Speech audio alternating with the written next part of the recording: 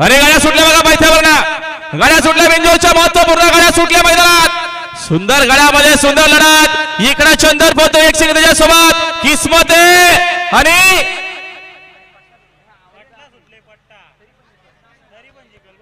हा खरं तर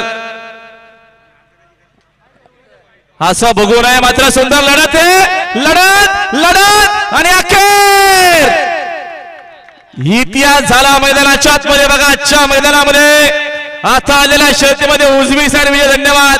ना भूतो ना भविष्योत अशी शरद पुन्हा होणे शक्य नाही, कारण का जेव्हा बघा मैदानाच्या आतमध्ये तुम्हाला रिप्ले मध्ये पाहायला मिळेल